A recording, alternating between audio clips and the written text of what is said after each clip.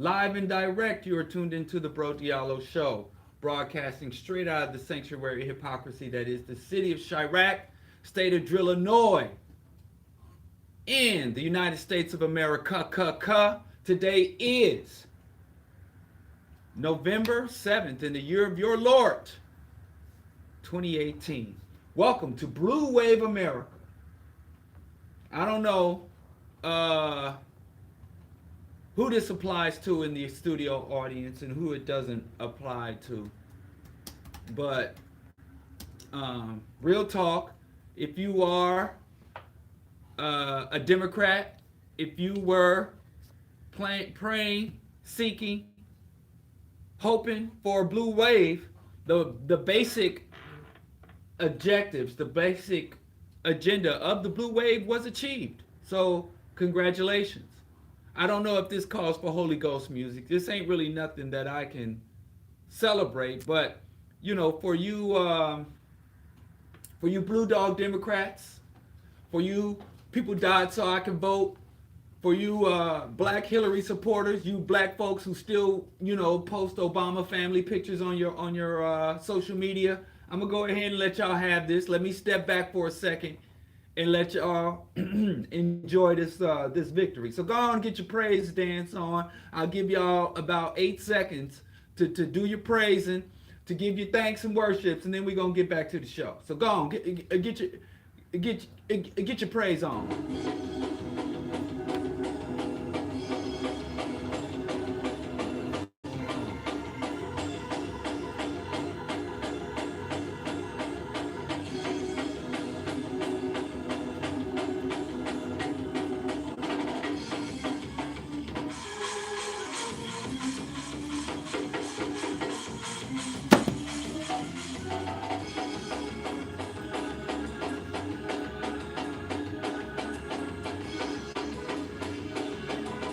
Okay, cut. All right. That's the best I can do for you. That's the best I can offer you. Go on. Enjoy this morning. Now, y'all didn't get everything. I know. So I should if I would, but they don't let me play that. I would play also Michael Jackson's You Can't Win from the Wiz. But every time I play that, you know, the social media people and the radio people, they get on me because that's not, you know, we don't have permission to use that. But the song basically says you can't win, you can't make it, and you can't get out of the game. So at the same time you're doing your praise dance, you should probably have it in the back of your mind, because I would love for that song, You Can't Win, You Can't Make It, and You Can't Get Out of the Game, by Michael Jackson from the soundtrack of The Wiz, to be the new black national anthem in the United States. Now, I know I'm a hater. I know it. I know I got negative energy. I know my chakras ain't aligned. I know I do not send out positive affirmations to the universe. I don't seek to build up positive karma, and I don't seek to adhere to any stupid dogma. I know that's not my thing. I know that y'all know, if y'all listen to me, that none of that is my thing. But I'm just going to let y'all have it.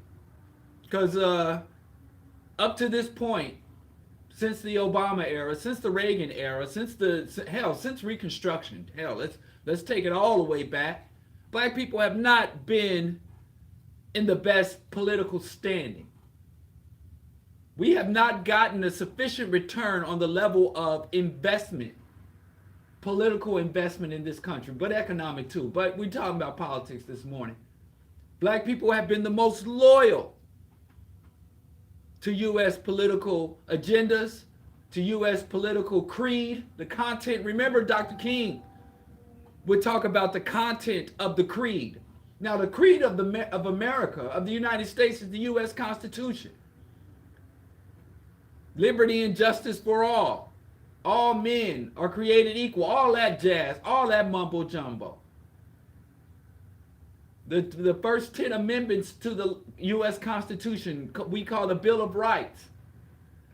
Black people said, hey, white folks, after all this slavery, all this murder, all this rape, all this colonization, all this genital mutilation, after all of the unmitigated horrors and crimes, we're willing to overlook that for nothing more than an opportunity to demonstrate to you, white people, to America, our ability to be good citizens, our willingness to defend America's shores and uphold America's laws and be full participants in American democracy. We said it and we proved it. And the majority, the white majority, was like, yeah, but how about no? How about let's scratch all that? And so, since the ending of chattel enslavement, since the ratification of the 13th, 14th, and 15th Amendment, the Black Amendments, yes, those are Black Amendments. There's been some debate about the Constitution, about Trump's idiotic attempt to unilaterally amend the Constitution. He thinks that he could, his executive order could, but I'm not even going to get into his lunacy at the moment, but you know, the 13th Amendment has come into, and the 14th and the 15th, they're all interrelated, have come back into the news because of documentaries about how slavery is still relatively legal, and there are as many slaves dwelling in the United States today as there was at the height of the chattel slavery era. So there's been a lot of attention brought to that. But since the time we got our freedom, since the time we reached the promised land, since the era of Reconstruction, there has been an unrelenting, targeted subversion of Black political and economic interest by the government and private agencies, organizations, and institutions. And somewhere around the 1970s, up until the 60s, and throughout the 60s, there was an ongoing understanding amongst Black people where you would hear things, if you're a young Black person who grew up in the 60s, in the 50s, in the 40s, in the 30s, in the 20s, you would hear very often as a child, you can't trust white folks. And it was another one. White folks ain't gonna give us nothing. And white folks will do you in. If you read the literature, especially the fictional literature from the Harlem Renaissance, if you read Invisible Man, if you read Native Son, if you read Their Eyes Were Watching God, some of the most recognized, even by white literary bodies, by white universities that are on their reading list, if you read some of the literature from that day, from that era, you'll find those same where Black people were told, Black people were trained, Black people were indoctrinated to know that expect nothing good from the government, and expect nothing good from Mr. Charlie, expect nothing good from the man. They're out to get us. All we got is us. And even though there were a lot of issues within the Black community, there was the fundamental understanding that Black people, despite all the rhetoric in the local constitution, despite all the political speeches, there was an antagonistic relationship between the Black minority and the white majority, and the white majority's institutions that they controlled. And that if Black people were to win anything, it will be in opposition to, through organizing, through subverting, through circumventing the white majority and political institutions. Now, again, people might get mad because now the rhetoric in 2018 and for the last several years is identifying racial realities is the same as creating those racial realities. So people who identify racism are causing racism. So that's the new, but that goes for everything. People who point out, women who point out sexism are creating sexism, and immigrants who point out the discrimination against immigrants are creating the hostile relationships between citizens and immigrants. So me calling out racism, me identifying racism, me being willing to put volumes of text, documents, historical, political journals, wherever you think is a valid source to show that there has been an ongoing legal and extra legal subversion of black people's political and economic interest since chattel slavery. They literally, the day we were able to walk off the plantation, there have been groups, individuals, organizations, state, local, and federal governments who have worked to undermine the interest, the agency, the well-being of black people. And there was a time in our community where it was not only appropriate for us to speak about it, it was encouraged for us to speak about it, even if we had to speak about it in hushed tones. Even if we had to speak about it around our kitchen tables, in our juke joints, and around the dice game. Hey, Whitey ain't gonna do nothing. My white boss, the white policeman, the white bill collector, the white mailman, the white milk man. There was that rhetoric. And there were some black people who still said, well, you know, Jesus would want us to love them. Jesus would want, but there were no illusions. That is no more. In the 70s, and this history is relevant to our political understanding, and if we don't know how we got here, we won't know how to get the hell out of here. So, in the 70s, what happened in the 70s is black people rose up successfully. Now, black people have been rising up since the first day of slavery. There have been black uprisings. There have been unrelenting, uncompromising, valiant, heroic resistance from the black community since the first day of slavery. There was never a time, era, location, place where black people were not offering ongoing resistance to the systems and institutions of white domination and oppression. There was never a time. So that's something that is not enthusiastically reported in the media. And why would they? Why would they report it? And so, you know, if you are depending, if you are waiting, if you are wishing for the government to tell us about black resistance, they want us to believe, they want to give us the impression that black people were picking cotton and singing gospel up until Abraham Lincoln strode up on the plantation and said, yeah, get off this here plantation, you're free. And we went from picking cotton to working railroads and working in factories and being good citizens until we lost our mind in the 60s and just started rioting because we didn't feel like working jobs and we wanted more welfare. I don't know.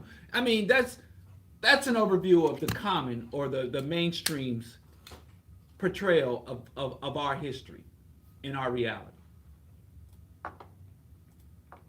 But in reality, the real reality is black people have had one of the most successful, yes, I'm saying black resistance has been successful. And I'm going down a little rabbit hole, but I think this is necessary because, again, this is something that I think would be appropriate for us to really have a grasp on.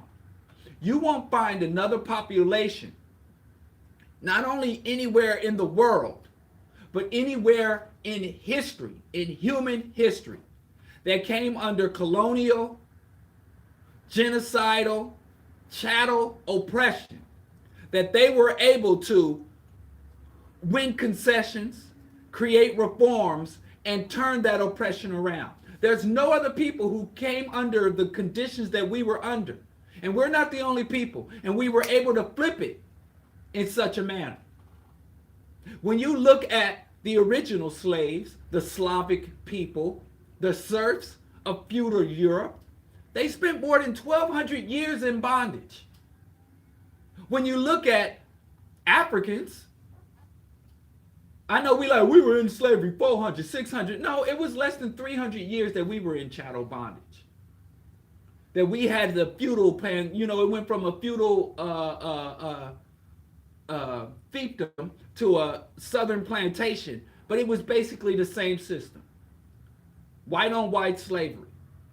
And the lord of the land, the lord of the manor, could rape, summary executions, selling and trading the serfs with other lords, mobilize them for even warfare, force them to fight or mutilate and damage themselves for the entertainment. It was pretty much, I have to say this as often as it's appropriate to say it.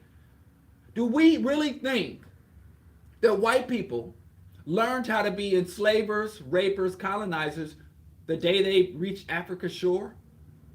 They learned how to colonize and murder a whole continent the day they got to the Americas?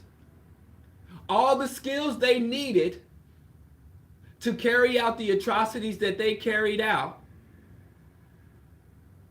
in Africa and the rest of the so-called New World, they already had not only acquired those skills, but had refined those skills over generations, you practicing on each other. And so Europeans were under chattel enslavement for thousands of years with no end in sight. And they mounted fewer and far between resistance, revolts of peasant revolts. There were peasant revolts, there were serf revolts, but they weren't as frequent and they weren't as successful as black revolts under chattel slavery. Colonization. Africa came under certain African countries, not even all of Africa at the same time. African colonization was sporadic. It was never fully absolute. But take it all, even over an overview, it didn't last 100 years. Ireland was colonized for 800 years. So when you look at it, but we don't talk about white slavery, white on white slavery. We don't talk about white on white colonization. Hell, we don't even talk in those terms about the white tribal wars. World War I was a tribal conflict. World War II was a tribal conflict. The perpetual, unrelenting, unprecedented wars. If we defined or looked at white reality, white history, the way we look at black reality and black history, I don't even think a black person would be able to fix their mouths to say something like white supremacy. Because really there's nothing supreme about it. In the context that we use supreme, that we understand what supreme to be. Because again, take basketball. Michael Jordan is considered the greatest basketball player ever. He has basketball supremacy. Right? Let's say, and I know I'm repeating myself, so be it. Let's say Michael Jordan went onto the basketball court and he was able to write the rules for himself and write the rules for everyone else. And Michael Jordan said he didn't have to dribble. The basketball goal on his side would only be 5 feet, where the basketball goal on the opponent's side would be 12 feet. His opponents had to wear leg weights, and none of the opponents on his opposing team could be more than 5'2" tall. Let's say under those conditions, he dominated. Would you say he was the best basketball player ever? The supreme basketball player? No. You say he cheated, he lied. And not only was he able to go out there with a basketball, he went out there with a hatchet and a pistol too. And he was allowed to shoot or hatchet to death any player that he deemed a threat to his status. So that's not supremacy. But anyway, I digress. Let's work our way out of this rabbit hole. All I want to say is, when you look at the condition of black people, and how we've mobilized, organized to fight to transform our conditions. On a day-to-day scale, it looks really bad. It's hurtful. It's harmful. I've traveled all over the United States, and I started seeing what I would call IBMs, idle black men. Every city, Philadelphia to Oakland, I would see black men just utterly psychologically, emotionally destroyed. I see black women struggling without the appropriate support base, where their humanity, their standing is not acknowledged. I'm like, black people, we're in a bad way. It ain't all good. But so from a day-to-day scale, if I didn't have a historical perspective of black reality, of black life, I'd be ready to throw in the towel. Or maybe I'd be like a lot of these other people, just do for self, get mine. You know, do for self. The new spirit of the age, forget all others. You know, but if I look at it from a historical perspective, if I put it in historical context, I have a different outcome. I'm actually motivated, I'm encouraged, and I'm optimistic even. I might go so far to say. So, a historical perspective is important. When you look at an individual, if you want to help an individual or you want to help a race, you got to know the historical perspective. If you see a homeless man, and you say, well, I want to help this homeless man, and you don't know how he came to the point of homelessness, more likely than not, the aid you give him will only make his condition worse. Or ultimately, despite all of your effort and input, he'll end up right back where he is. But if you come at him and you try to help him and you have a historical perspective, how did you end up homeless? Did you go through a financial crisis? So maybe all you need is a few dollars and you back on your feet. Or maybe you have some mental health issues or addiction issues. So just giving you money alone is inadequate. Giving you shelter alone is inadequate. You need some counseling. You need some inputs and support. Did you experience some type of severe trauma? Did you lose a family member or something that you haven't coped with? So whenever you want to address a problem on an individual level, you got to have some diagnosis. You got to have some background. You got to know the history of how this came to be. The same thing collectively. Black people, things ain't good for black people. We ain't got money, so give black people money. Are we here because did we arrive at this condition because we didn't have money? Is our reality the product or byproduct or the result of lack of money? No. Is it because of lack of education? Do we just give black people education? Do we just give black people books? Will that turn around the black condition?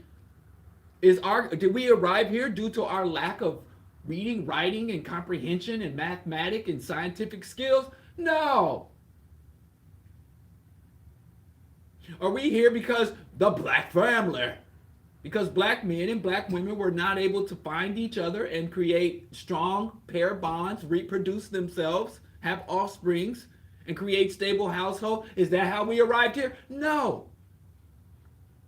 You'll find that most of the solutions that our black leaders, whether they're far left or far right, whether they're integrationists or radical, militant, nationalists, you will find that most of our leaders that want to help us, that want to change things for us, have done no diagnosis.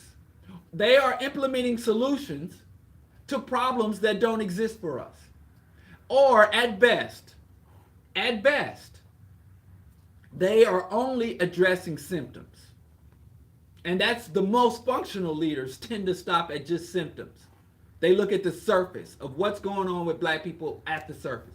You're homeless, let's get you a house. And they don't deal with any of the things that brought you to homelessness. Therefore, you get the house and then you lose the house again. And then they were like, well, it's your fault you're homeless now. You can't blame the white man.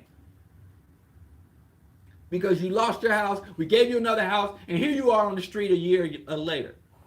That's your own fault. Blaming the victim. You know, but that's like going to a person with cancer and you give them diabetes treatment. You put them on a diabetic diet and you give them insulin. And be like, I gave you medicine and you're still sick. Now your sickness is your fault. Like, yeah, you gave me something that is good. I'm not saying what you did was bad. I mean, diabetic diet and insulin is very good, but not for my particular illness. So that's why we go into this circular process. We have to properly diagnose and then give the appropriate remedy. The appropriate remedy for the specific issue, which is something we just don't have the stomach for in this day and age for some reason. So, and I know I probably didn't started something new that I didn't want to get into. How can you say education, money won't solve our problems? Family, the strong build up the black family and all that. How could I say those things are not solutions for black people? That those things aren't problems in the black community? I'm going to see, but I got to get back. I'm pretty far down a rabbit hole. So I want to go hard because we're talking about black politics, a sober analysis, part 2. If you need to hear black politics, a sober analysis, part 1, go to my YouTube page and you will find part 1 there from last Friday. So anyway, let's try to find our way back to the original line of thought, because everything that's related to especially black people, it has a lot of layers. And the reason why you have to peel back so many layers is because there's been so much distortion. And this is not by accident, this is by design. As I said when I was talking about black struggle. But black people have been magnificent in struggle. But anyway, let me get back to where I was. There was a time where black people were appropriately, from my point of view, black people were appropriately told, the system is against us, the white man is against us, we can't expect nothing from the man, and our problems, our issues, our suffering is not our fault. It is our responsibility to fix it, but it's not our fault. We didn't cause it, but we got to fix it. Things were better in a political context. Black people were more politically cohesive and coherent. We were able to win more concessions from a hostile government and a hostile majority when we had this understanding, and when every generation of black person was saying, hey, when you go to the white man to work for him, when you go to the white man to do a contract, when you go to the white man just to casually socialize, number one, if you can avoid it, avoid it. But if you find yourself in that situation, watch your back, don't trust them. And I know there are good white people out there that are just horrified, gasping, slamming their radios, scrambling to go tell Mark Zuckerberg on Facebook to report me and get me suspended from my bunker account, because they're just outraged and hurt to suggest that they, good white lady, good white man, would ever do the things that I'm accusing the white race of. And white people want me to sit down here and list all the David Duke, yes, he's bad, yes. Donald Trump, yes, he's bad, yes. Jeff Sessions, I ain't got time, to go list by list, name by name. So I'm just going to say the general background. If I was in the Mojave Desert, I say, hey, y'all, watch out for snakes because they might bite you. And by the time you're trying to take a moment to find out, is this a poisonous snake or a non-poisonous snake? By the time you're taking time to try to figure that out, the damn snake done bit you. So just avoid all the damn snakes until we get this thing figured out. Until I get my way up out of this damn desert, I'm just going to be cautious of every snake, because I don't have time to determine which is poisonous and which is not. So I'm going to assume they all poisonous until I'm in a safe position to examine. We're not safe around these dudes. We got to watch our back. We're not safe around them. So white people that get caught up in the whirlwind of black suspicion and paranoia, you'll be all right. You'll survive it. Don't blame me. Blame your people. Don't come to me like, black person, how dare you say white people are racist? No, that's not the way to do that. If you're a good white person, the way to do that is, white people, how dare you be racist? And now I'm gonna get marked. Y'all messing it up for all of us. That's how black people do it. You gonna make us all look bad, bringing us all down, like Bobby did Whitney. Don't do that. So if you don't like being inappropriately labeled a racist when you're a good-hearted white person, all you gotta do is end racism.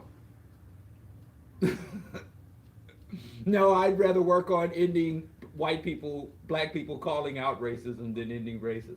Anyway,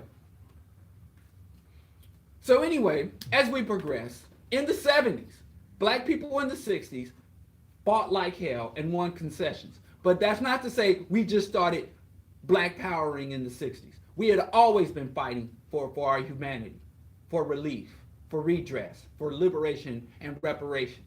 There was never a time where black people weren't fighting. But something happened in the 60s that had never happened before.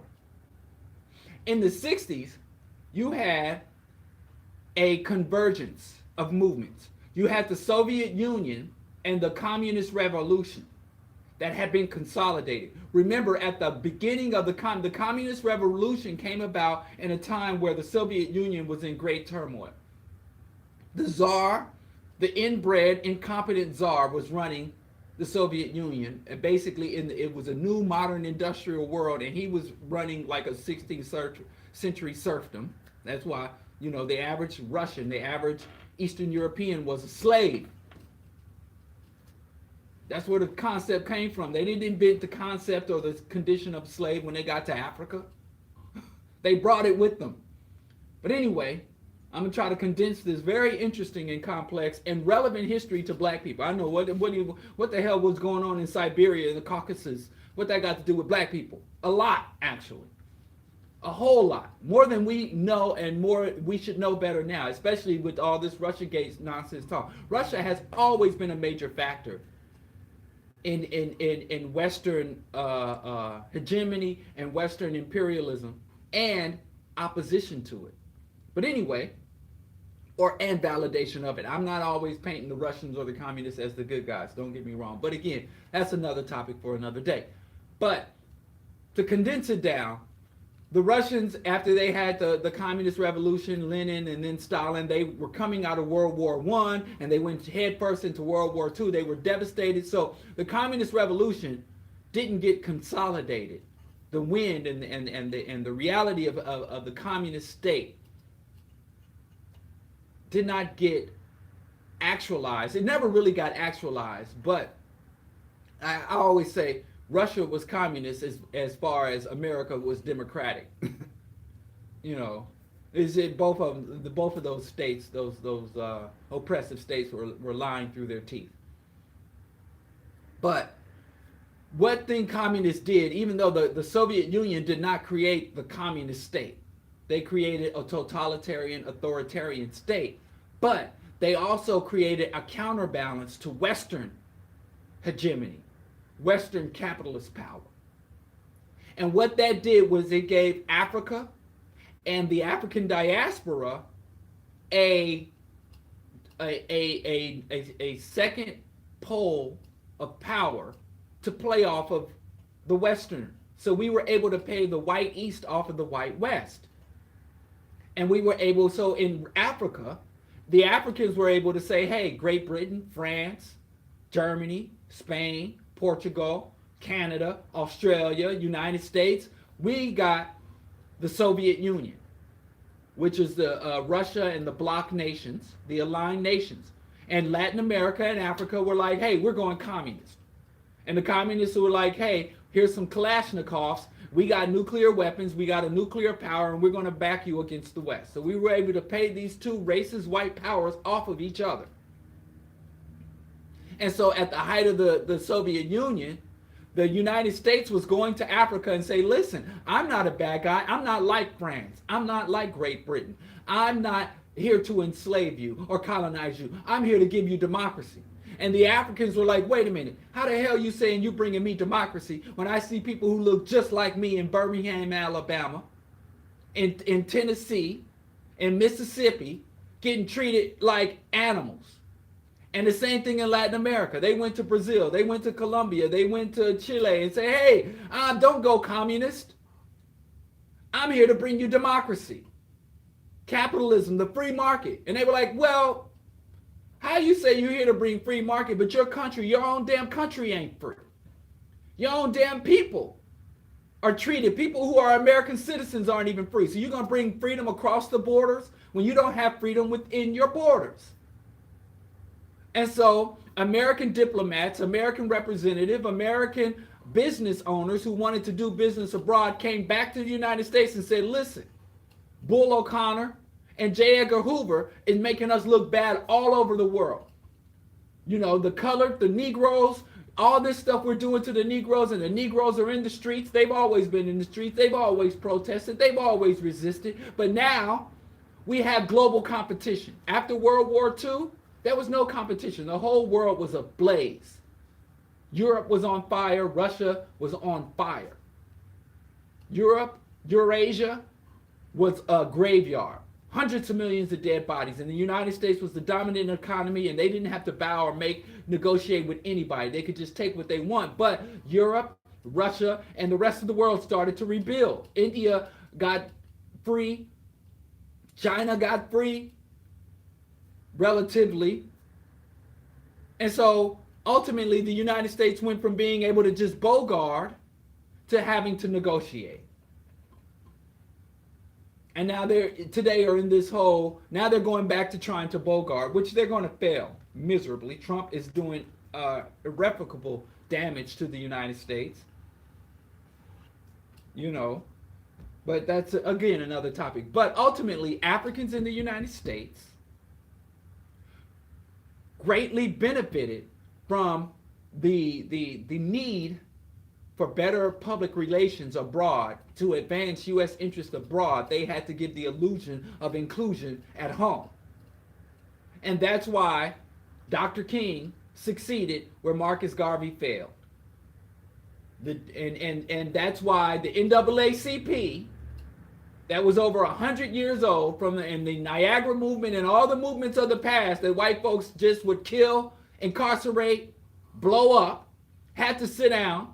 And where Martin Luther King was sitting across the table from LBJ, where Dr. King had the phone number, the personal phone number of John F. Kennedy, the first black leader to have that access and that clout to the U.S. government and government officials. Dr. King got the Nobel Peace Prize because white folks were like, we need better public relations. We need to make things look better. We need racial harmony, or the illusion of racial harmony in the Americas. And they did it. And they did it well. And so black people, especially these idiotic, disgusting descendants of slaves, don't understand anything about black history in the United States or abroad. There was never a successful black movement in America that was not aided by or intertwined with or spliced with black movements abroad. Garvey said this 100 years ago. Until Africa's free, no African in the world will be free. Until Africa is secure, no African in the world will be secure.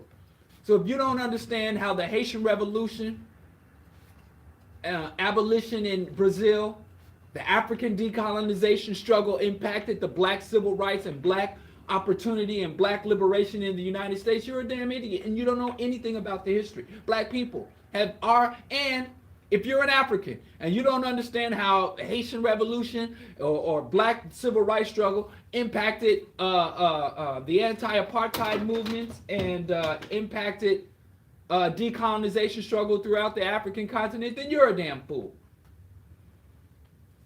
We ain't never been able to escape each other. And we ain't never should have been trying to escape or disconnect from each other. That's our enemy's role, to create divergence. So anyway, I'm saying a lot to say a little. My main point in saying that is, there was a time where there was a healthy distance and a healthy distrust black people had for official institutions and practices. And there's such thing as a healthy distance and a healthy distrust, but there's also thing as a reactionary distrust or reactionary paranoia or reactionary militancy. That is also problematic, but that's the other end of the spectrum. But in the 70s, black people had begun to fight and get certain level of concessions and pressure against the state. And black people, white people were like, we got the non-alignment movement in Latin America. We got communist guerrillas running around Latin America and Central America. We got African guerrillas talking about they want to bring communism, socialism, and decolonization to Africa. Even in Europe, that we got in the United States, militant groups, Black Liberation Army, Black Panthers, the US organization. We got all these uprisings everywhere. So we're going to have to either have another world war that we really can't win because of our level of dependency on the very people we oppress. You can't run a plantation without slaves. And we have another group of white folks in Russia who are just as well armed as we are, that are battle hardened. So this is a no-win situation. We can't fight this fight. But what do they say? What did Del Jones teach us? He said when white people lose the war, they go to work to win the peace. So they went all over the world making these concessions. They went to Great Britain and they say, Great Britain, give up the Suez Canal, end European colonization of Africa. Don't worry, we got this thing called neo-colonialism. We're going to come in the back door with that. But right now, let's free Africa and let them have their own flags and African Independence Day. You look at the calendar. Every African nation has their own Independence Day. Here's the 4th of July. Mozambique Independence Day, Namibia Independence Day, Ghana Independence Day, Senegal Independence Day, Nigeria Independence Day. Oh, all these African countries. And it's all within the span of 10, 15, 20 years. Rhodesia is now Zimbabwe. They changed the names. They changed the flags. Yay, we're all free. And then they came here in the United States and said, we're going to write these civil rights laws. What y'all colored folks want? Y'all don't want to be colored no more? Y'all don't want to be Negro no more? What you want to be? We want to be black. We want to be Afro-American. We want to be African-American. We want to be American. Don't call us colored. Don't call us Negro. Very well. What else do you want? You want school desegregation. I want little black boys to sit in classrooms next to little white boys. And we want, have a dream today. So they were like, fine, okay, check it off the list. Y'all can come to our school. We just want affirmative action. We want anti-lynching. We want prison reform. And they just banged them. They was the white man. It was Christmas. Here you go. It wasn't out of love. It wasn't because they recognized the error of their ways. Everything we got in the civil rights era, number one, we didn't get it through nonviolence. There's no such thing as a nonviolent attack, I don't know, so, we got it from nonviolence. No, we didn't get a damn thing from nonviolence. Nonviolence was a tactic. It was a strategy. It was not a way of life. And it was not the defining tactic or the most successful tactic in the movement.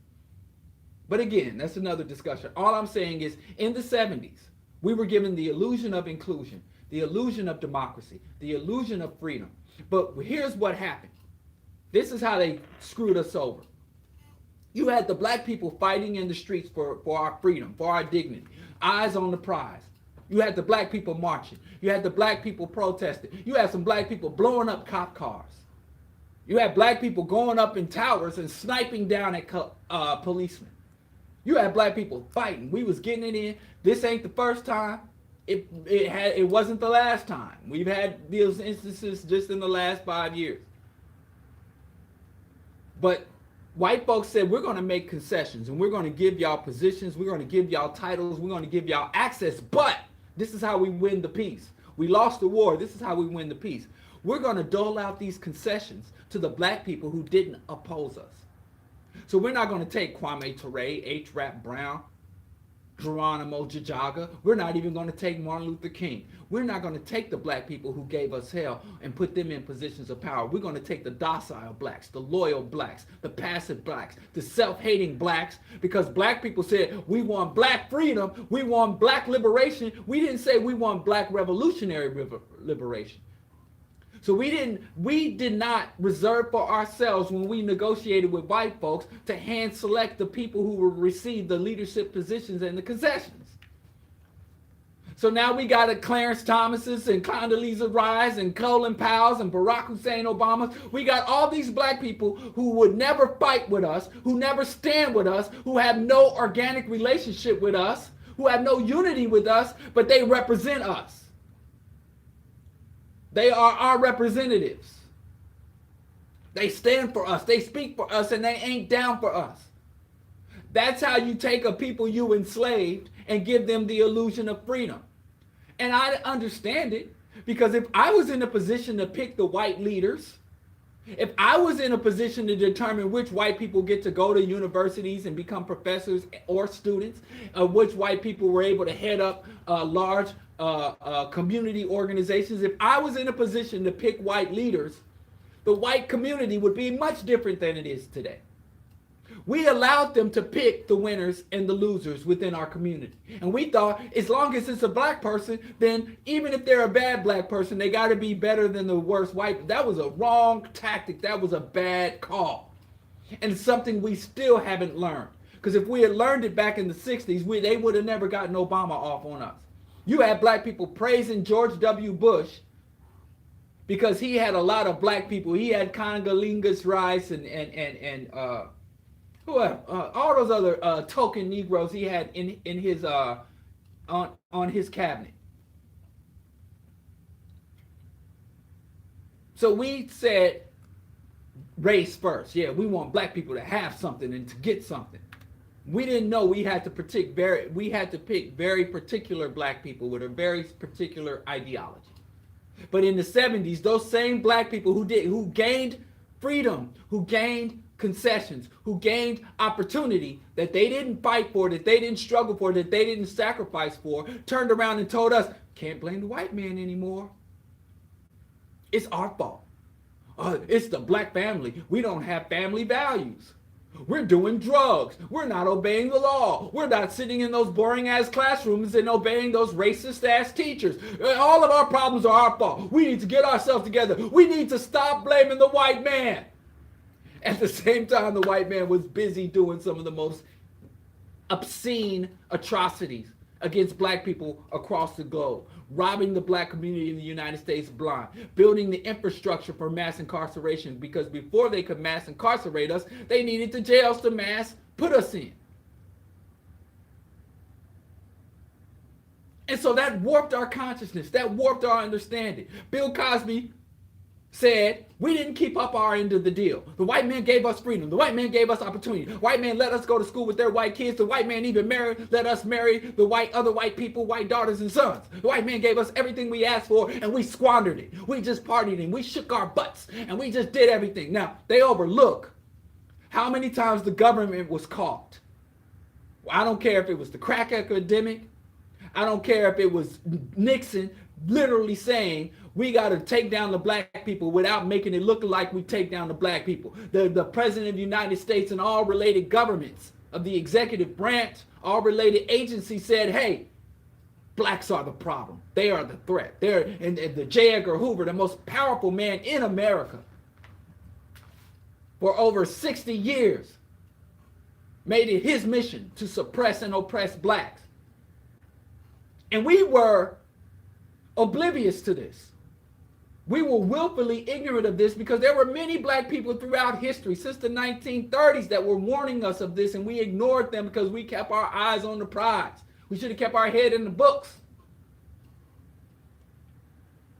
And so the 70s, 80s, and 90s was the whole where Oprah Winfrey told us the only color that matters is green. Black don't matter no more. White don't matter. The only color that matters is green. And in 2008, we were told we're in a post-racial era when all of the problems from 1919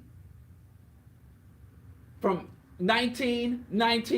2019, all the same damn problems. We're fighting for the same damn thing, but we're told we're doing it because of progress. But there was no Puff Daddy dancing on stage with $1 billion in his bank account back then. But we did have Stephen Fetching dancing on stage with $1 million in his bank account. Shout out to Dub C, Mad Circle, and Coolio. Ain't a damn thing changed. If you ain't heard that rap album, and what's good about that rap album, because that rap album came out in the roaring 90s, the Bill Clinton .com bubble era where everybody was getting rich, when black folks first started really trying to play the market and all of that. And he was one voice in this era of illusionary prosperity that said, ain't a damn thing changed. You still a slave. Look at how you behave. Debating on where and how and what master gave. That was KRS-One. But still, same thing. And so all of this has to inform our understanding of politics now today. And I know I took the scenic route. But I can no longer assume that people have base understanding. And so, just a guy I admire, Bruce Dix came. I had stated something. I don't even remember what I said. But I said something. And he comes to me and says, oh, people know this. People already know what you said. And I'm like, well, I don't really see evidence that the people understand what I said. So, but if I'm moving too slow, or if what I say is too remedial for you, then I apologize. But I can't find what I said. But I had said something that I thought needed to be said. And so I'm not one of the type of person to make assumptions about what people know or do know. And I don't really care about being cutting edge or the most complex or the most scholarly. My main concern is being accurate, even if I'm saying simple things that you already know. If it's an accurate, simple thing, so be it. I'll let somebody else be the lyrical miracle, highly advanced, complex. Oh, here it is. I found. I said the majority of black people running for mayor, Chicago mayor, are not politicians. They are performance artists. Meaning that black politicians are not really maneuvering for power like white politicians do. They haven't really built up a constituency and say, hey, we have a specific agenda and we're going to get in there and cut throats and snap kneecaps to get what we want. And so he said, and this is what? New news? So he's like, what? As if we didn't know this.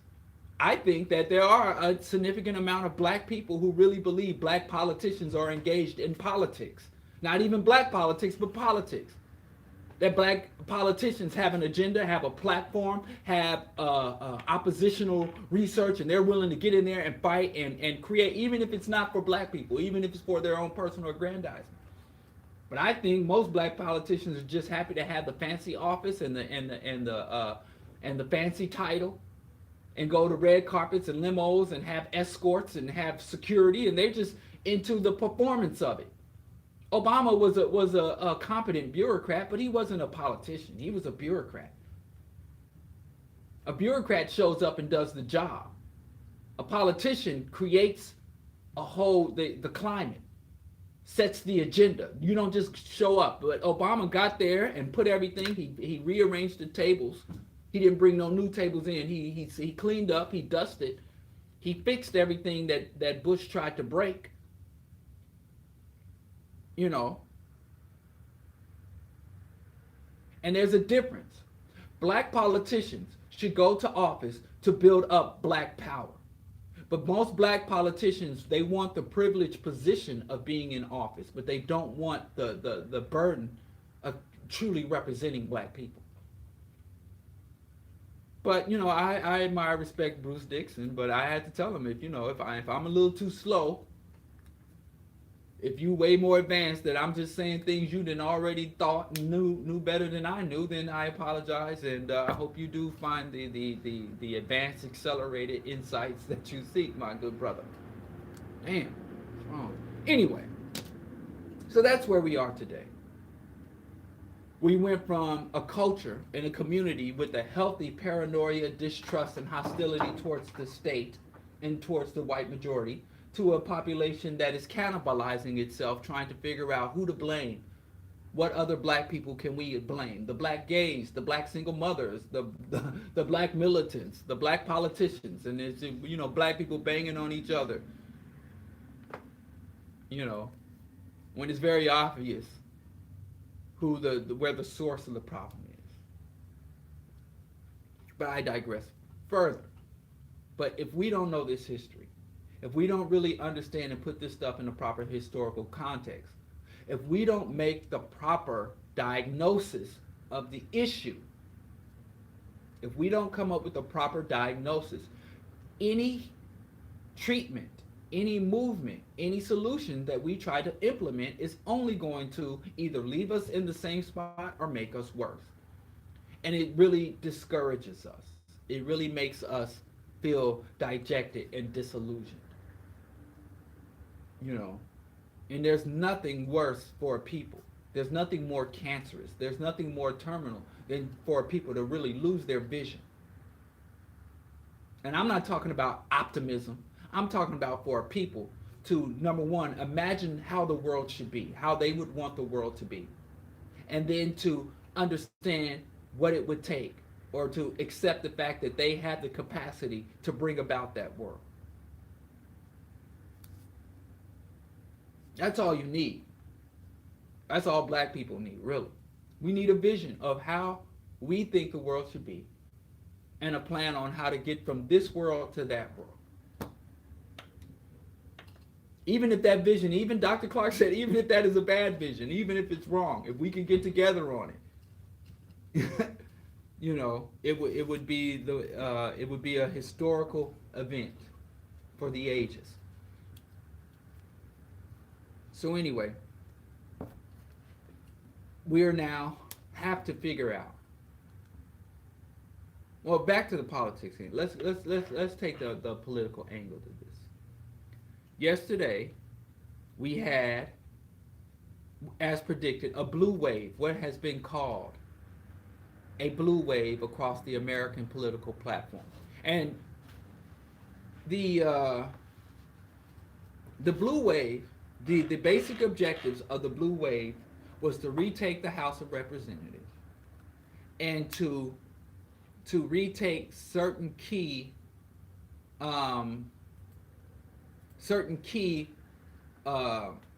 governorships, vulnerable key governorships. And that happened. So you had one of the most important one was Wisconsin. Scott Walker, who was probably the most beloved at the height of his campaign and career. He was the most beloved Republican governor, and they were saying he was going to be president. He was the Koch brothers' governor. And he got in Wisconsin, and Wisconsin is a very strong pro-labor, pro-union, pro-public work, public sector state. But they eventually found out he was a shield. Illinois, my own state, was flipped to red to blue. And overall, the Democrats took 7 governorships away from the Republicans. And they were able to retain control over key states. Colorado, the Republicans thought that they could strongly retake the governorship of Colorado, Oregon, and Minnesota. And they weren't. So the Democrats were able to flip 7 states, and they also retook the House of Representatives. They weren't expecting to take the Senate.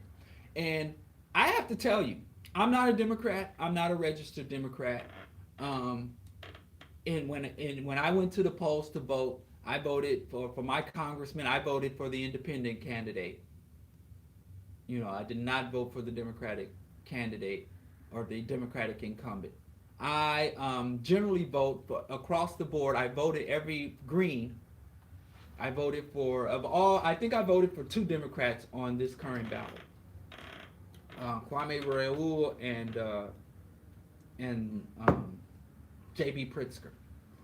All the other candidates that I voted for, and there was over a dozen, were all Green Party candidates and a couple of independents because there were no Greens. So, but even though I'm not a registered Green Party member, that's I generally vote Green Party because not because I like Green individuals, I like the Green Party platform. I think, but anyway, if I was to organize and write up a platform, there'd be a lot more there, but it would be more consistent or more aligned with the Green Party platform. I don't vote for politicians. I vote for policies and platforms. But anyway, I digress further. The blue wave happened. The basic objectives of the blue wave happened, and they said that this is a referendum. So what does that mean for general politics? Because you have to discuss politics and black politics are not the same thing. They're not synonymous in the United States, and not even black politics and democratic politics are not the same. But basically, taking the Senate allows for more aggressive investigations and oversight of Trump. Trump's tax return can now be subpoenaed. There can be subpoenas because the House of Representatives is an investigative and has enforcement and oversight over the executive branch. They can call people to the carpet over things like when he wants to illegally send those troops down. He allocated $200 million to send several thousand U.S. troops to defend the Mexico border, which is not legal or appropriate or necessary from the caravan. And that whole caravan thing, it's going to be taken off the table. That was just election scaremongering. I guarantee you the Republicans don't give a damn about that caravan and don't see the caravan as a threat. They just want to use that to get white voters out to the polls. But any Democratic victory is pretty interesting because, because number one, the Democrats are the majority party. They're the more popular party. They have a larger constituency. Just in this last election, the Senate, even though the Senate was not won, the Republicans held the Senate. The Democrats lost 2 Senate races. My home town, my home city of Missouri, lost Claire McCaskill. And my sister, I talked to my sister the day before the election, and she told me she was going to vote because she wanted to retain Claire McCaskill. She hated her guts. She's kind of like the Hillary Clinton of Missouri. They were like, we hate her, but we ain't got nothing better. So she was the lesser evil, but she didn't really rep like she should have repped. But anyway, Claire McCaskill was lost. So the Republicans actually gained standing in the Senate, but that was never the case that they thought. Well, I was actually surprised. I actually thought Texas would flip in the Senate. I actually thought that Texas would go to Beto O'Rourke because he's kind of like, the Bernie Sanders resurrected Bernie Sanders. But, dims the brakes. But in terms of the gubernatorial race, the Republicans had a bad day. And in terms of the House of Representatives, Republicans had a bad day. And losing the House of Representatives bodes pretty negatively for Trump. Trump was hoping to fire Robert Mueller. He was hoping to get rid of the special investigation, and pretty much he said it's a witch hunt. Enough is enough. We have to shut it down. And that's that. We're gonna shut it down. Shut it down. But now the Senate, the House of Representatives can protect. One thing that Trump is protected from is impeachment.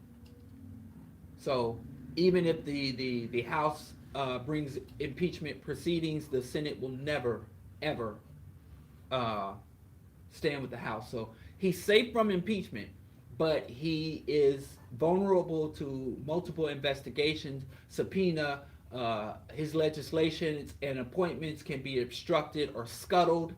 The Senate is going to be able to prevent the Democrats from bringing forth any reformative legislation, but there is a lot. So basically, what is going to happen for the next 2 years is number one, a political stalemate, where any more damaging legislation, and also the House will be able to protect certain agencies from being gutted, further gutted by and certain regulations from being scuttled by the Republican uh,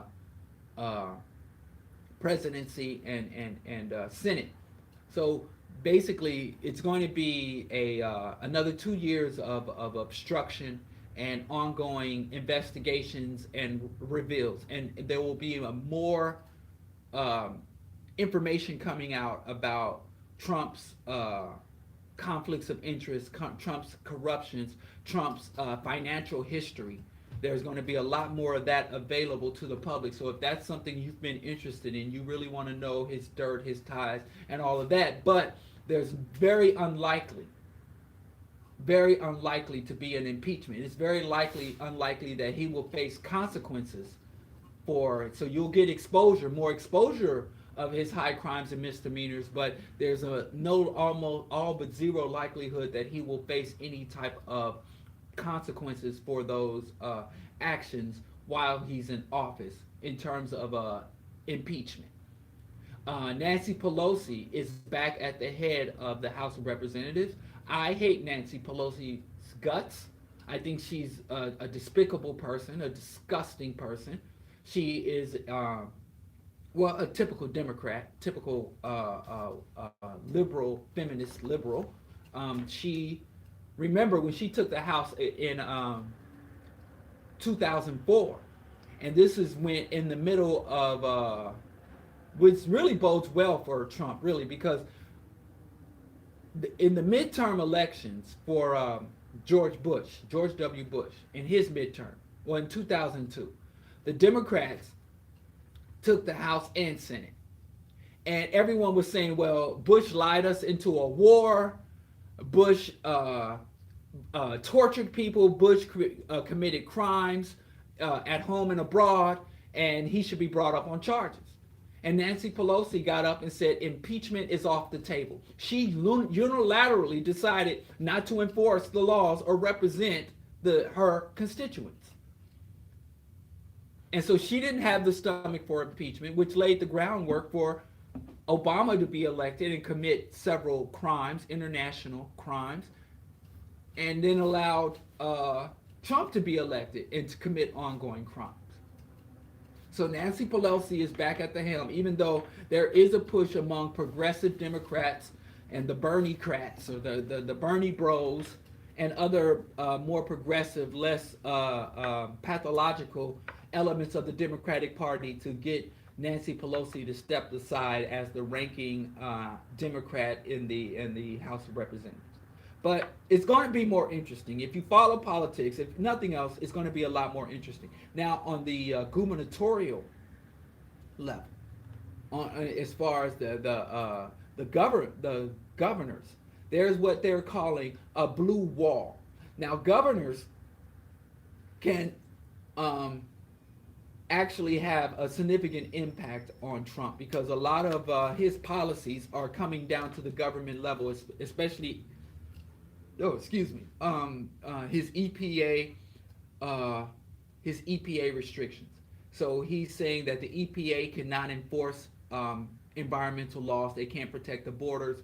This whole concept of sanctuary cities and being open to receiving immigrants, migrants, and refugees and undocumented persons, in terms of not allowing their state guard, the National Guards, to be mobilized by the president. Governors can offer a lot of obstruction to the president and do a lot to embarrass the president or even delegitimize the president. So in the Midwest. I mean, you have Illinois, Wisconsin, Michigan, Kansas, and New Mexico, Nevada. I mean, you're going from the Bible Belt to the Southwest to the buckle of the Bible Belt. So you have a lot of these states that are not only very that are usually red states, but states that are in key positions in terms of resources, in terms of Colorado, and New Mexico and Nevada, the Southwest. I don't know how they break up this country and Midwest and all that, but it's weird.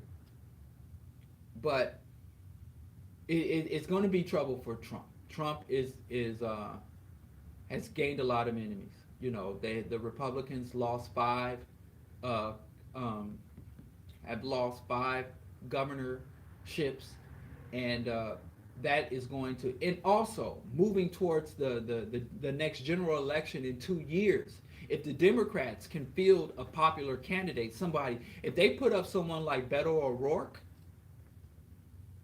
if I was the head of the Democrat, I would start grooming Beto O'Rourke for presidency. And it's like that one Avenatti lawyer said: if Democrats better run a white man for president. And everybody got mad. How dare you speak the truth, the unpleasant truth about racism and sexism in America? How dare you acknowledge racism and sexism in America? That's impolite. And so it's going to be interesting if you follow politics. But in terms of party and all that, let's go to policy. What does that mean? We see what it means. It doesn't bode well for Trump. Trump, who is a psychotic, narcissistic individual, who thinks everything is about him, who believes that he's a Randian objectivist, meaning that he thinks that he is the center of the world. He has no morality, no real stance, but he's going to be under more aggressive scrutiny, and he will no longer have carte blanche for his absurd, backwards, and regressive policies. So I'm happy about that. There's a lot that I'm not happy about, but that's one thing about the midterms that I'm actually happy with. I'm happy that the oppositional party is in control of one of the branches of Congress. I'm happy about that. But he still has the Supreme Court. He has a majority on the Supreme Court. So he is, number one, he's immune to impeachment, and he has coverage to a lot of what he's passed, everything from the tax cuts to the EPA cuts. He has a certain level of protection there, because if there's no ability to repeal, and even if the states, which is going to happen, a lot of the states, especially these new Democratic governors, are going to get together across the nation and sue the federal government for violations, constitutional violations, for violations of state sovereignty or states' rights. But I'm pretty sure Trump, being the big orange baby maniac that he is, he's going to take everything to the Supreme Court and take it as far. He will not give 1 inch. So, like I said, there's going to be a lot of money and resources wasted on Trump's lunacy as well. Georgia hasn't been called. All of the Democratic dream babies, all the Democratic heroes, all the Democratic superstars got kicked in the guts. Andrew Gillum in Florida lost. Beto O'Rourke lost, and Stacey Abrams is behind by 2 points, really 3 points at this point, behind Brian Kemp. But she hasn't ceded. To her credit, she has not bowed down, because there has been a lot of election fraud. And that's the thing, that Republicans are in power because they cheat. I'm not saying this as a Democrat. I'm not saying this to support the Democrats. I'm saying this as a stated fact. If you read, what's his name? Best Democracy Money Can Buy. What's homie's name? Greg Palast. If you read Greg Palast, he is probably the world expert on U.S. election fraud, U.S. election tampering, and Republican theft of elections and votes. It's really silly for the Democrats to be on this whole Russia stole the election thing. The Russians didn't steal the elections. The Republicans stole the elections, with or without the Russian help. So the Russians have been engaged in election fraud for quite some time. If you read the Dr. Tom Hartman's research, he said that going all the way back to the Eisenhower administration, since Eisenhower, there hasn't been one Republican president that won an election without engaging in election fraud or some other type of treasonous act to get elected. So the Republicans, because they have money, they don't have both. They don't have popular support, but they do have money. But anyway, I want to talk a little bit about what does this mean for policy. It scares me how people get caught up on nonsense and they ignore real issues throughout election. They said the top concern in the U.S. election, which I didn't see, but they said through interviewing voters, pollers stated that health care was one of the top issues that brought people to polls. Even though most Republicans opposed the Affordable Care Act, Obamacare, they had become accustomed to it. And they got a little taste of what life without the ACA would be like. And they decided, you know what, as much as we hate Obama, we want to hold on to this Obamacare, especially the pre-existing condition issue. And the Republicans made it part of their identity to destroy Obamacare. And not only did they want to destroy Obamacare, they didn't even offer up any type of alternative. They just like, well, let's just go back to the way things were. And so even the insurance companies were like, don't do that, player. Don't do that, because even the insurance companies, you'll notice that Obama made sure he took care of the insurance company. They all got paid. I did a whole show on the healthcare and healthcare reform. And the first thing I did when Obama started saying, I'm going to reform healthcare, is I went to the pharmaceutical and the insurance company stock. I didn't see a dip in the stock, so I knew it wasn't going to be a positive pro-people reform. So Obama basically set up a system where he mandated that public citizens, private citizens, buy a private product. And then he also put forth government funds to supplement this private purchase of a private product, this public purchase of a private product. It's a mess. It's a really stupid way to finance individual health care. I don't support Obamacare. I'm against the health care mandate. I am for universal health care, public health care, socialized medicine, whatever scary names you want to give it. Anything less than that is a travesty. But people are like, yeah, it's not the best, but at least, I can get my medicines. I can get my little rascal scooter and my insulin and other stuff. And some people say it is a stepping stone to universal medicine or a public option. I think that it entrenches private insurance. I think it legitimizes private insurance. I do not support it, and I'm not surprised Obama did it. Obama ain't never been down for the people. Obama, like I said, he was a competent bureaucrat, but a corrupt politician. So, but they said healthcare was one of the major reasons why the blue wave was successful. What's surprising to me is that Trump's obvious incompetence and Trump's obvious corruption was not a major factor for most voters. The people who liked Trump liked him no matter what he did or didn't do. And most people that are anti-Trump were anti-Trump before he was even demonstrated just how bad of a statesman that he would be. I've never supported Trump. I've known Trump was an overt racist. But I didn't vote for Hillary either because Hillary's an overt racist. And up until the time Trump was elected to office, Hillary, I got a caller. Let me answer this call before we go on. Caller, you're live on the Bro Diallo Show. State your name or alias and where you're calling from. Caller, you're live on the Bro Diallo Show. State your name or alias and where you're calling from. My alias is Suzette Mingo, and I'm calling for my son-in-law to say happy birthday with all of his opinions and to tell him that I love him. That's why I'm calling. Oh, thank and you. And my age is 70. Happy birthday to you, my love. Oh yes, thank you so much. You have your radio playing in the background. It's causing a little feedback, but I appreciate that so much. This is my mother-in-law calling. Yeah. But I appreciate that so much. This is my mother-in-law calling. Yeah. But I appreciate that so much. This is my mother-in-law calling. So you got feedback. So you got feedback. Hello?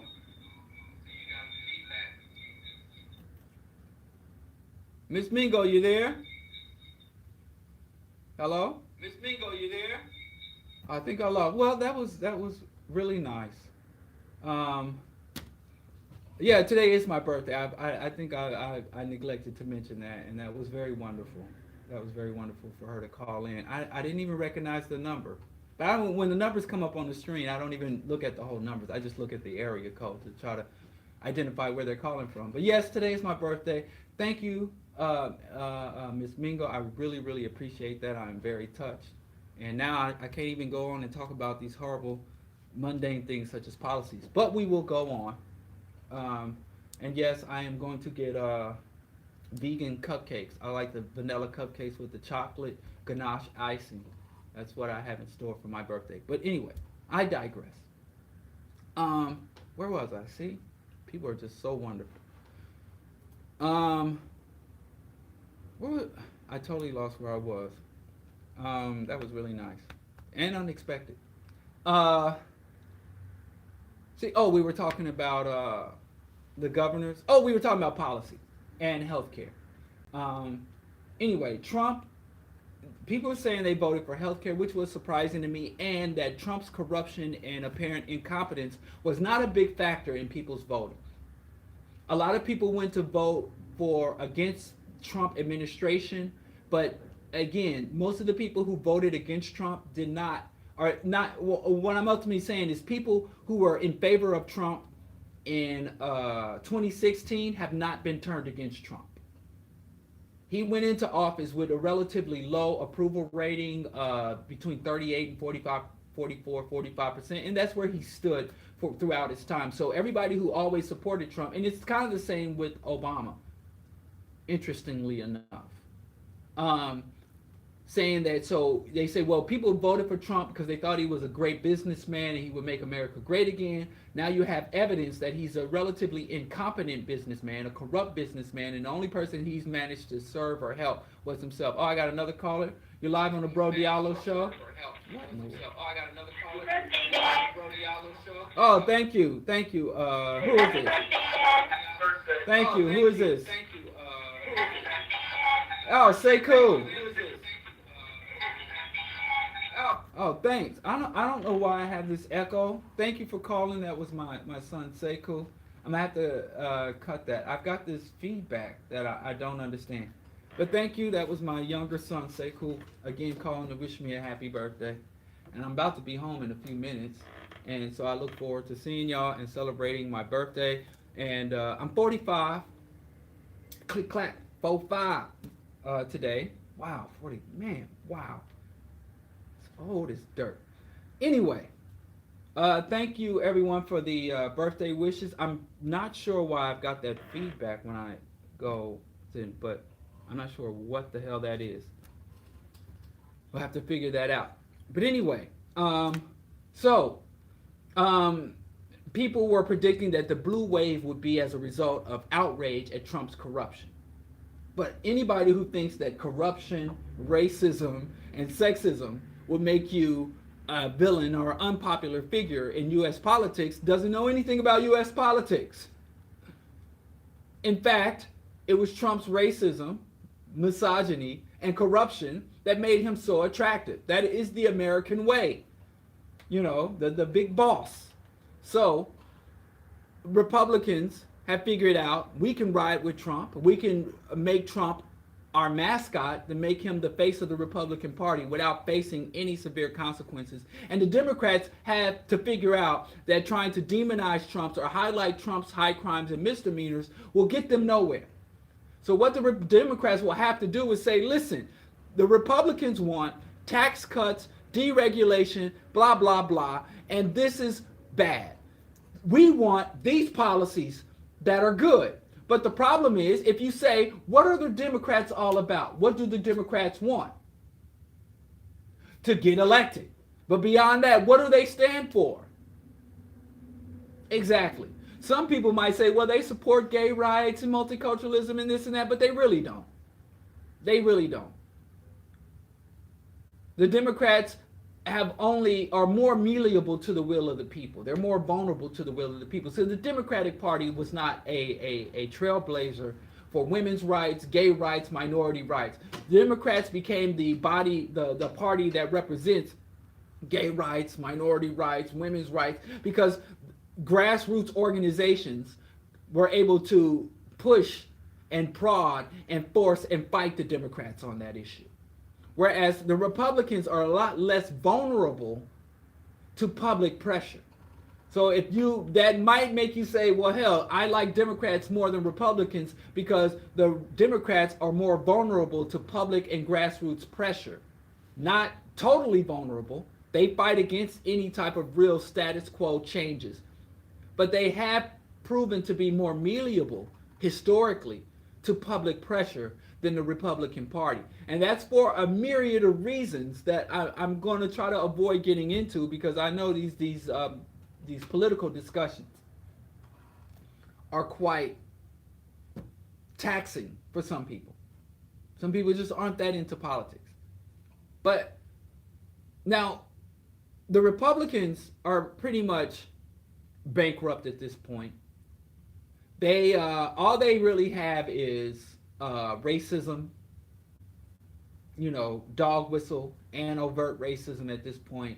Oh, the gays, the family values, but they can't even push that too hard, because when they call family values, it's very easy to point out the fact that, the numerous sex scandals and the numerous corruption scandals and the family values party, and the fact that the president that they elected, the president that has a trophy wife, a porn star, underage trophy wife, I don't know, what is a nice way to say the word whore, who has sex with the president for monetary gain. Is that a whore? I don't know. And so they can't really push the family values things too hard, but they still run on that. They have the evangelical vote.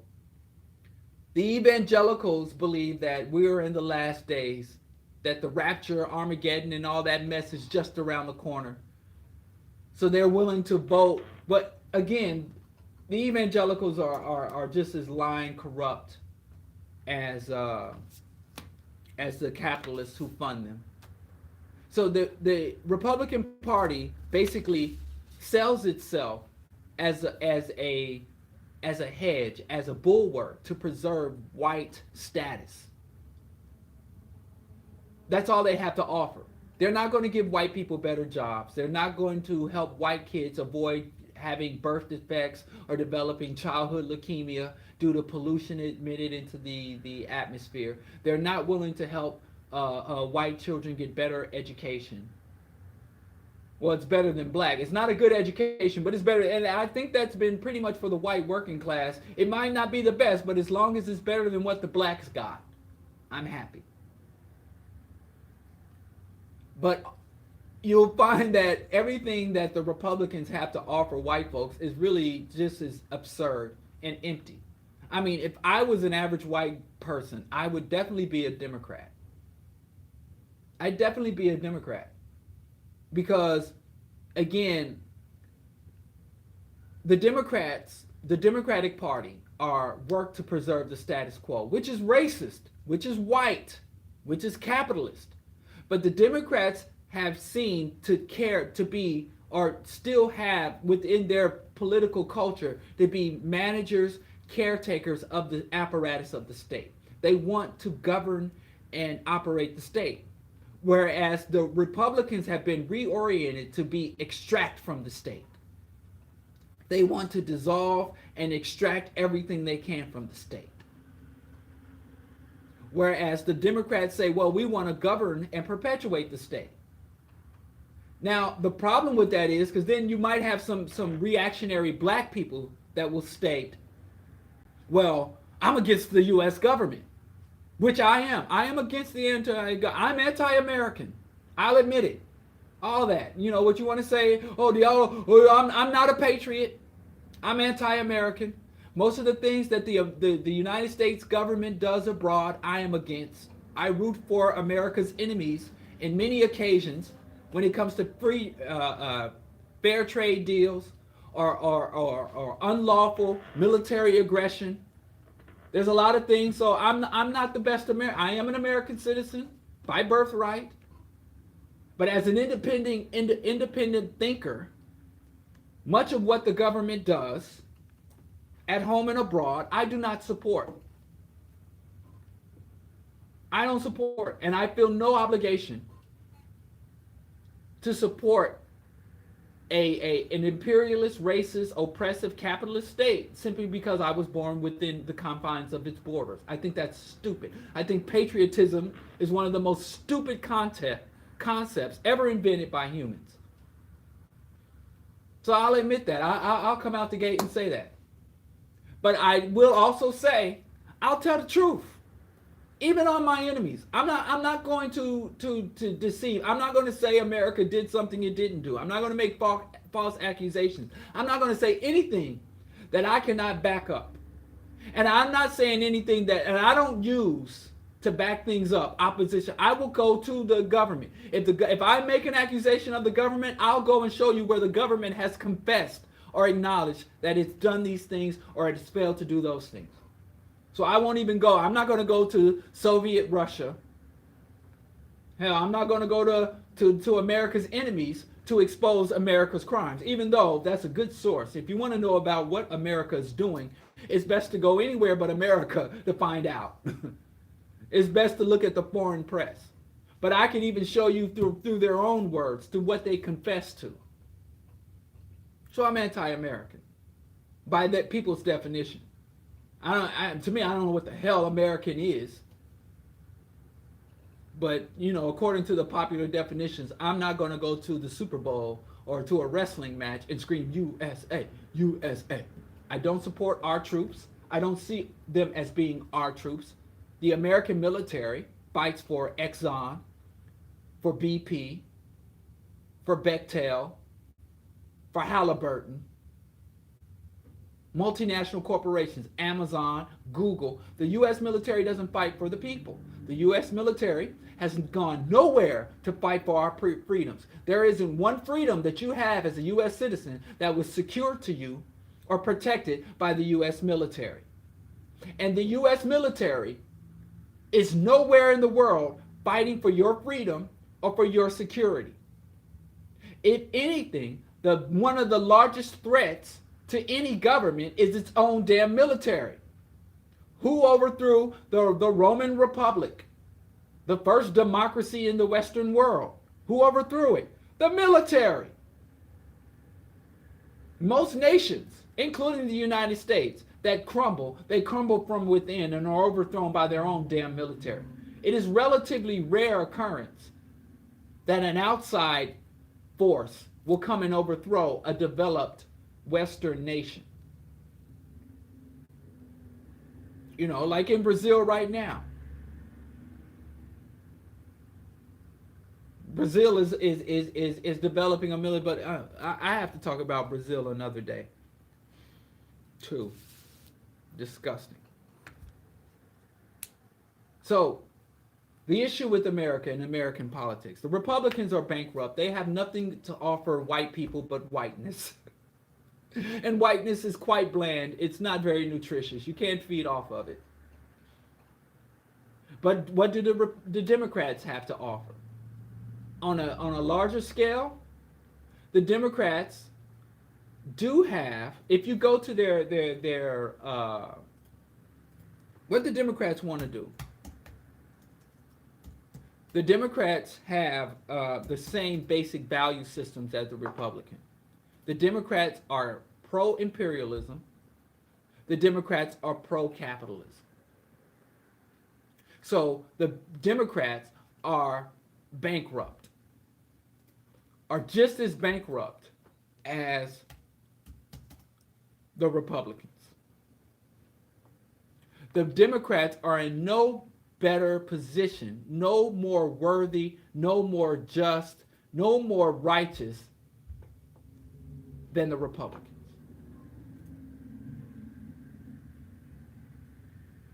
They aren't. That being said, you have two political parties that seek to sustain the status quo. The status quo is white, capitalist, imperialist. White, capitalist, imperialist. Neither party seeks to subvert the white hegemony.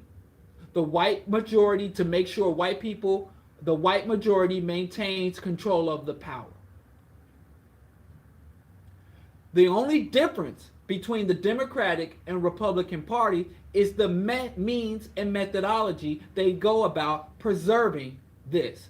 The Democrats conclude that it is inevitable that minorities, that black people, Hispanic people, and other socially ostracized populations such as gay, lesbian, transgender people, immigrants, and even other sovereign nations are going to rise in prominence and begin to want to be participants in the power structure. And that it is unfeasible, that ironically, the key to preserving white hegemony, the key to preserving Western civilization is to be more open and provide greater access for non-white people. And they believe that allowing non-white people to not come and assert their own sovereignty, but to be integrated into the white system, into white values. They want, Barack Obama was an imperialist. Barack Obama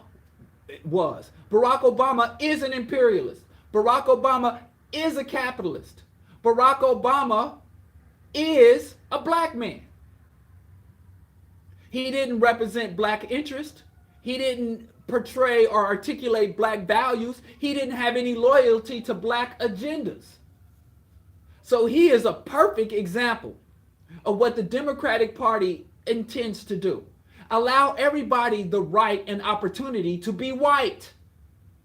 Let black people and gay people and trans people go to Harvard. Let them use whatever bathroom they want. Because being an open empire, being a liberal empire, will greater preserve us. Instead of being an open enemy of the people, let's be an inclusive empire. The Republicans say no. We want very strict behaviors, very strict rules, very strict identity. We want a white empire, and we don't have to play footsies with minorities. We don't have to accept sexual deviance. We're going to be Christian, we're going to be white, and we're going to be male.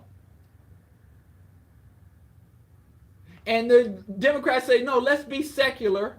Let's be gender inclusive and racial inclusive in the empire.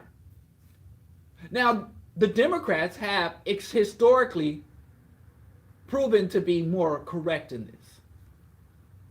That if they open it up to black people and let black people in, then black people will begin to act just as imperialistic, just as patriotic, just as parasitic capitalist as whites. But there's another caveat there. The Democrats say, even though we respect religion, we should be secular. We should allow science to inform our political decisions. The Republican says, to hell with science. We're going to be biblical.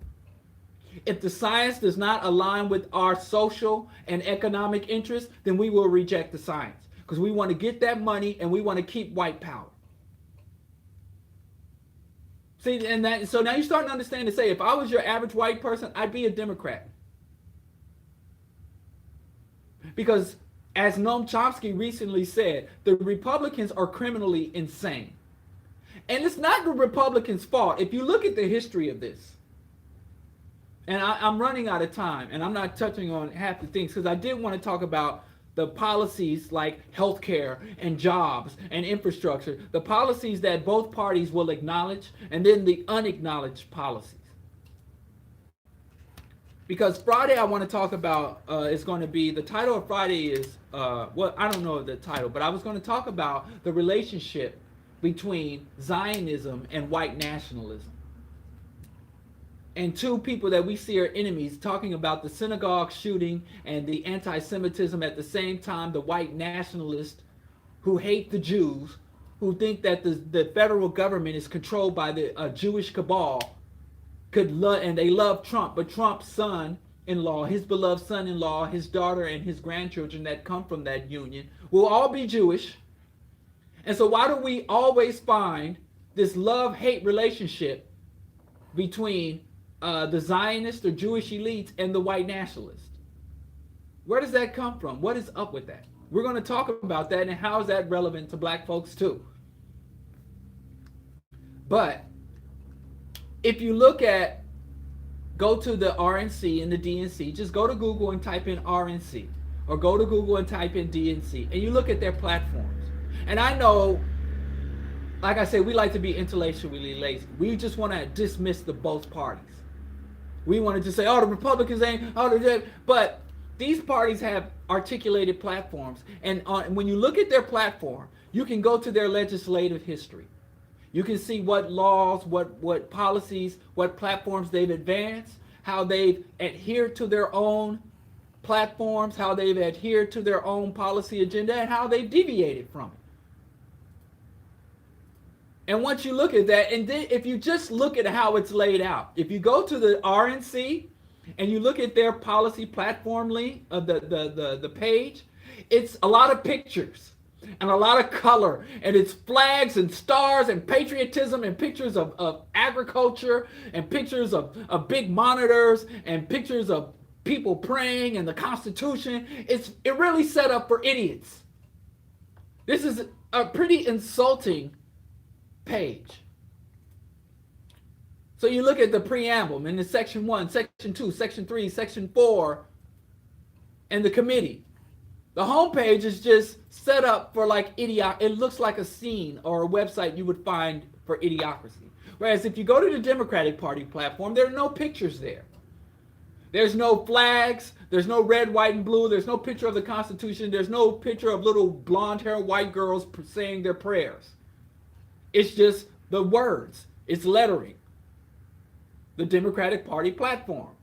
And they've got it listed, and you can go to all the links. They have, economic fairness and equality, job creation, voting rights, climate change, health and safety, so on and so forth. Whereas the Republican platform is less comprehensive, is less specific. American values, marriage, family, society, a culture of hope. So the parties are not the same. They have the same core value, which is what politics is. Politics is all about preserving the status quo. But how the Democrats define the role of the state and how they tend to use and try to execute the power of the state, there is some divergence. There is some wiggle room. And there is certain opportunities and disadvantage regarding both parties for black people and our agenda. Black people's agenda should be to subvert imperialism, subvert capitalism, and subvert white hegemony. So black people, our core interest goes directly, is diametrically opposed to the core agenda of both of the political parties. If you're a conscious black person, for conscious black people. And believe it or not, there are many conscious white people who also seek to subvert white hegemony, subvert imperialism, and subverting capitalism. And not because they love black people so much, not because they have a savior complex, but because they understand white hegemony, imperialism, and capitalism is an existential threat to white people. So both of the political parties have an insane, unsustainable agenda, but one political party has an insane method for reaching it, where the other political party has a more insane, rational means of achieving an unachievable goal or sustain the unsustainable. And so what black people have to understand, because you would think reflexively, well, black people, why don't we just support the Republicans? Because the Republicans are going to blow it all up. The Republicans don't know what the hell they're doing. And even white people are saying that the Republicans are criminally insane.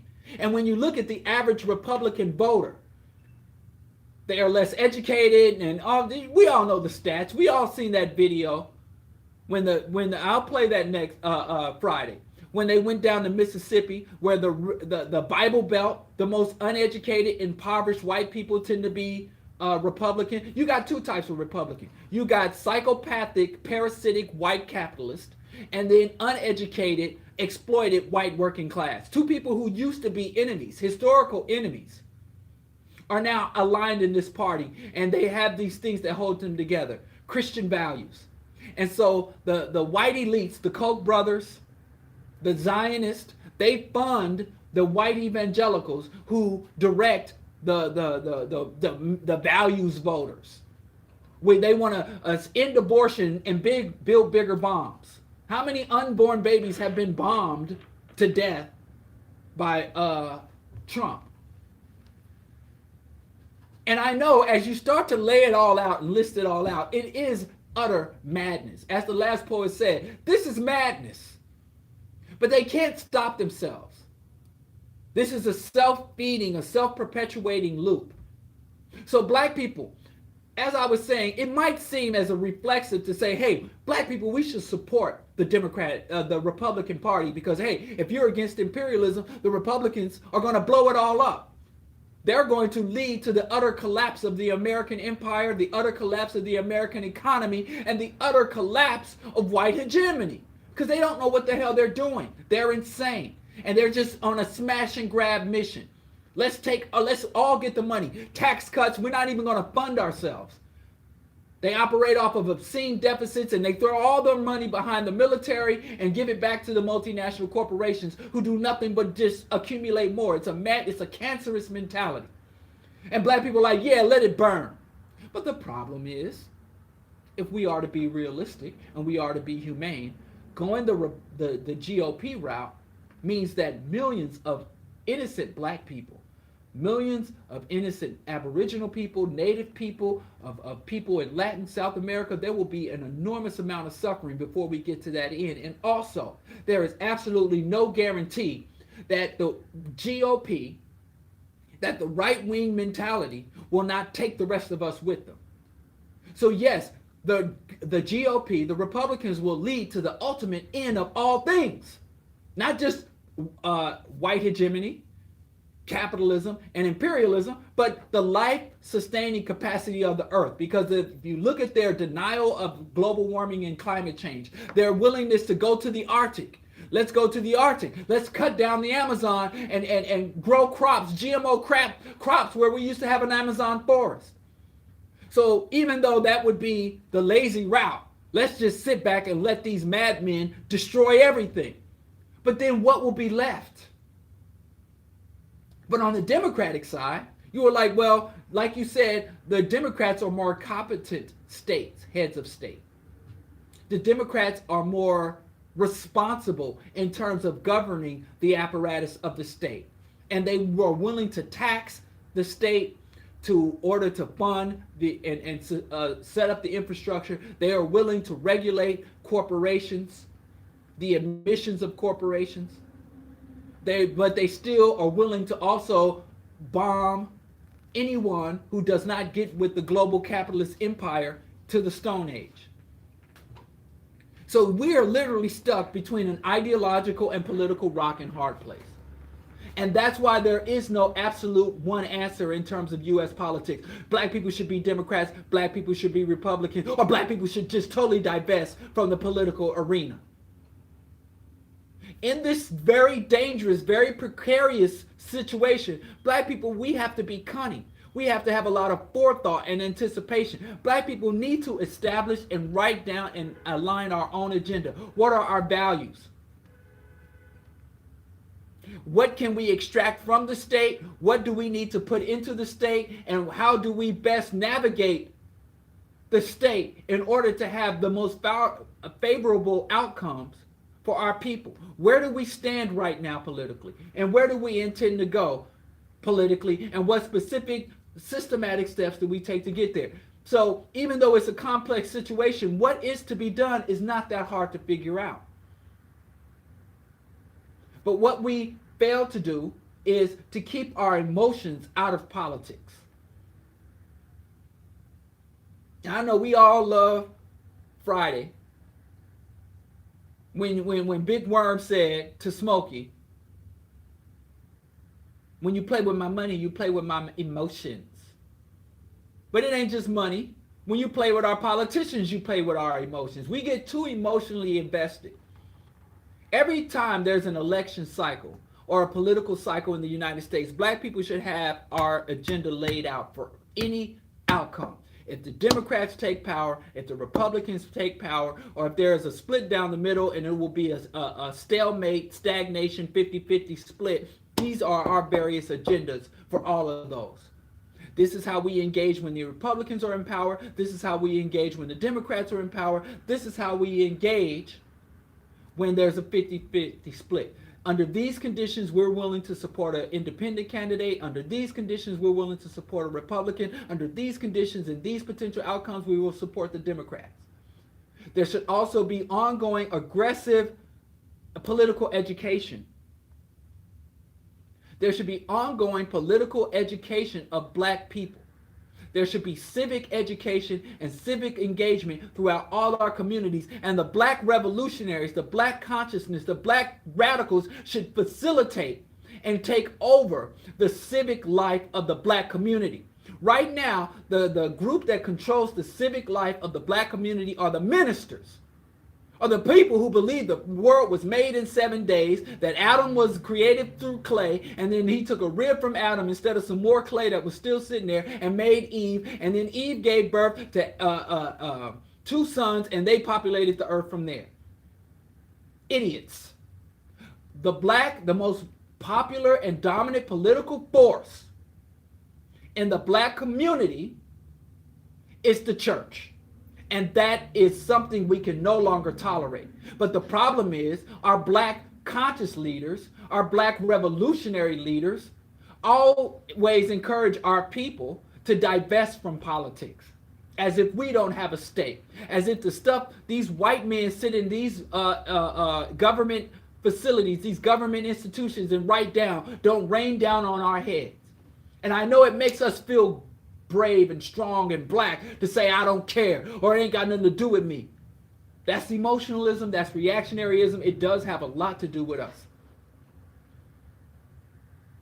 Black people should be the number one stopgap. We should be out there fighting against African. We should be not only fighting for favorable policies and concessions from the state for black people in the United States, we should be fighting against U.S. imperialism, fighting against capitalism within the state apparatus and outside. We should be fighting from the grassroots and from the ballot box, and by all means necessary. We missed the ballot or the bullet. We missed that. We missed that opportunity. That window has closed, the ballot or the bullet. Now it's the ballot, the bullet, and every damn thing else. Because in Malcolm X's time, Malcolm X was dealing with a lot of the same issues, but Malcolm X, there was no climate change. You know what I'm saying? There was no environmental crisis. There was no, what they're calling the Anthropocene.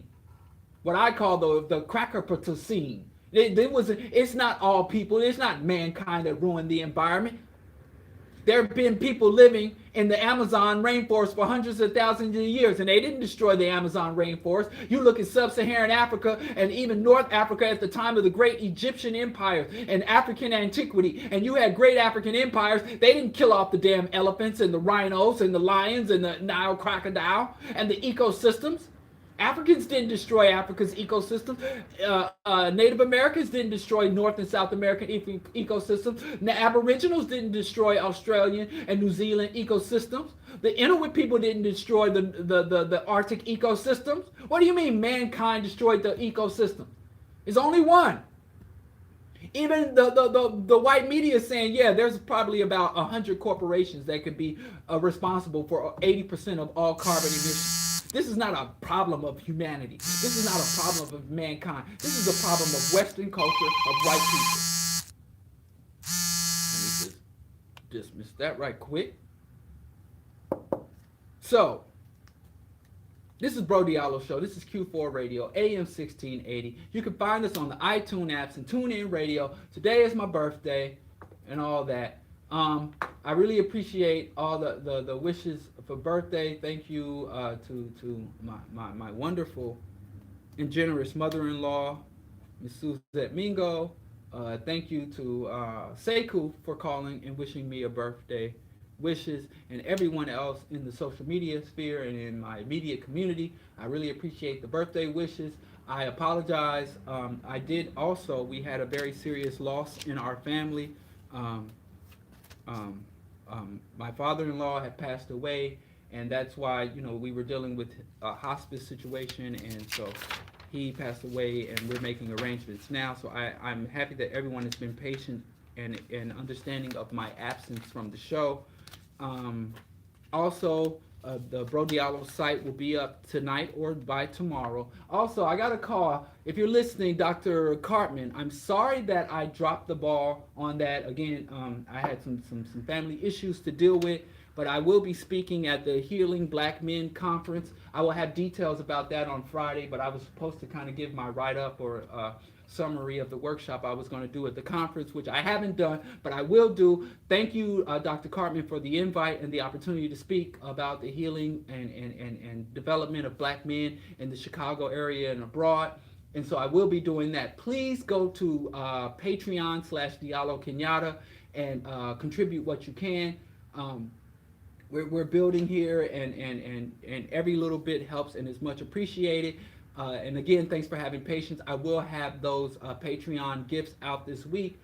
Also, go to the YouTube. I am currently suspended off of Facebook because I made a comment about the Nation of Islam and their change in philosophy and their divestment from the white devil philosophy over a year ago. I'm not really sure how that algorithm at Facebook is working, but be known, I'm thinking that I'm going to have to completely divest black man. I'm going to divest from Facebook. So if you do follow me on Facebook, go to YouTube, like on my YouTube page, lock in DialloKenyatta.com and my blog there, because I do not think that I'm going to be posting very much or engaging very much on Facebook from here to the future.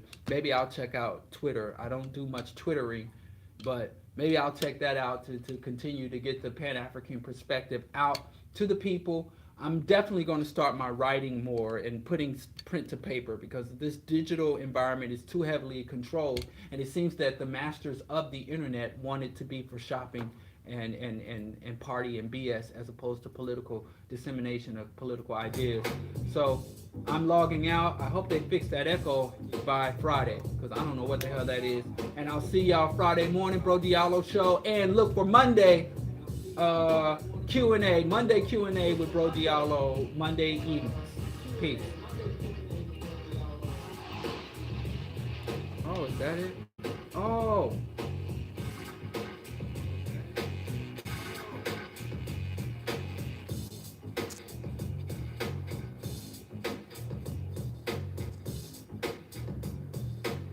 How do I stop? Oh, here we go.